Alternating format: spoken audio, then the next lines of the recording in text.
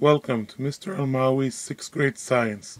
This is a review on plate tectonics. Today I'll be going over the different layers of the Earth, and I'll talk about the different types of boundaries that plate tectonics are able to achieve. Let's begin. The Earth is made out of different layers. We have the outermost layer, which is the crust.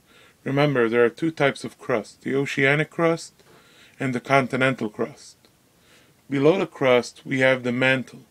The mantle is a plastic form which lets the plates move, slip, and slide all around.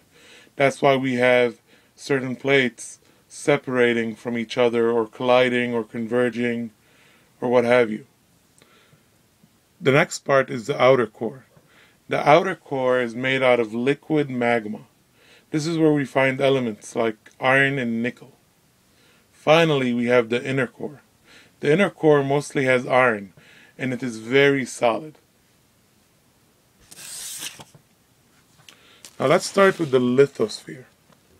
The lithosphere is a combination of the crust and a little bit of the mantle. We're pretty much standing on the lithosphere.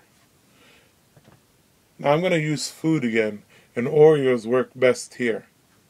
Imagine that this Oreo is the lithosphere and the asthenosphere. We can separate the Oreo, and if you turn around the first layer, you could see some white frosting on it. Let's imagine that the frosting is the mantle, while this cookie part is the crust. When you have the crust with a little bit of mantle, we call that the lithosphere.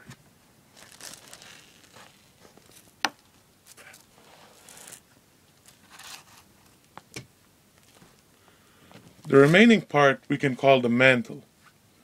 In real life, we call that the asthenosphere.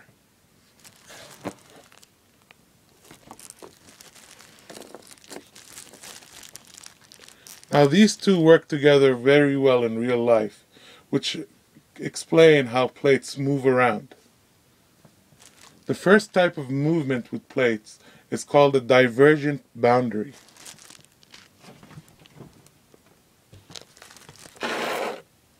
With a divergent boundary, you have two types of plates moving away from each other. This is found mostly undersea in the oceanic crust.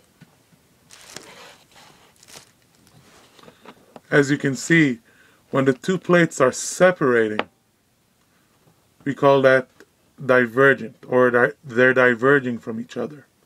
And they reveal the mantle. That mantle comes out and creates a new oceanic floor, which will also separate. Remember, these were concepts first brought up by Harry Hess, who was trying to defend Alfred Wagner's idea of Pangea.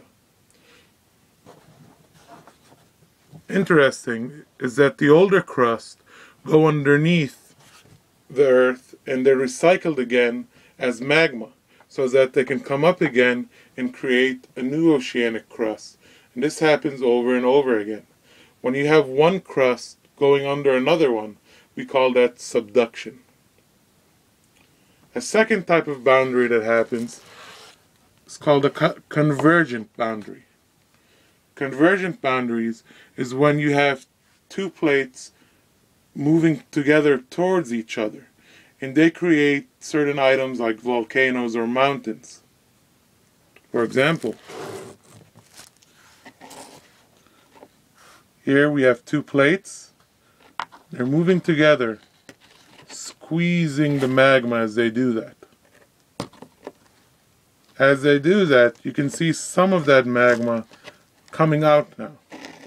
This will later harden to be mountains or volcanoes. Finally, we have a transform boundary. During transform boundaries, two plates slide against each other. This is the reason why we have earthquakes and other similar phenomena. As you can see, we have two plates, and one goes one way the other one goes the other, but they're rubbing against each other. A real-life example of this would be California and the San Andreas Fault. This is the reason why we say California is slowly moving away from the United States. In fact, if anybody watched the movie Big Hero 6, they mention a city called San Fran, Tokyo, which is an allusion to one day California probably bumping into Japan and creating a hybrid of Japan and California. I hope you enjoyed this review. If you have any questions, you may refer back to your notes. You can also try this at home with Oreos of your own. It's a fun project, and once again, I think that food helps bring some scientific concepts home. Thank you.